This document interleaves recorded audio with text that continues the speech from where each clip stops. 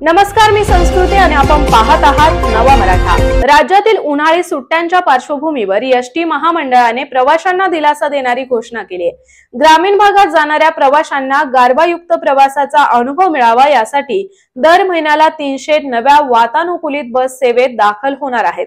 तसेच उन्हाळी सुट्ट्या सुरू होताच अनेक चिमुकल्यांसह त्यांच्या कुटुंबियांना गावी जाण्याचे वेध लागतात। या काळात एसटी महामंडळावर प्रचंड प्रवासी लोटतो। यंदा या वाढलेल्या मागणीला सामोरे जाण्यासाठी एसटी महामंडळाने 872 वातानुकूलित शिवशाही बसेस मार्गावर धावणार असल्याचे जाहीर केले।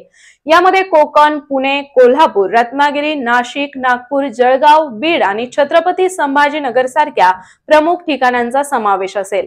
याशिवाय मुंबई सेंट्रल आणि परळ आगारातूनही विशेष अतिरिक्त बसेस सोडल्या जाणार आहे। प्रवाशांना खासगी ट्रॅव्हलच्या तुलनेत परवडणाऱ्या दरात आणि आरामदायक प्रवासाची संधी या माध्यमातून मिळणार आहे।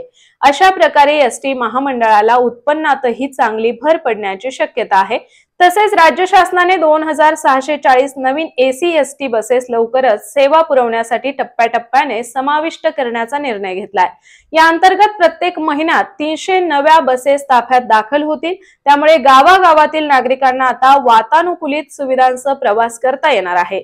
एसटी महामंडळाने महाव्यवस्थापक नितीन मैंद यांनी या संदर्भात माहिती दिली आहे। कारण सध्याच्या वाढत्या उष्णतेमुळे प्रवासी अधिकाधिक एसी बसच्या शोधात आहेत। त्यांच्यासाठी ही योजना वरदान ठरणार आहे।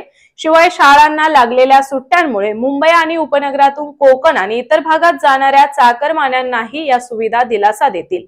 तर अशाच माहितीपूर्ण बातम्यांसाठी चॅनलला सबस्क्राइब नक्की करा।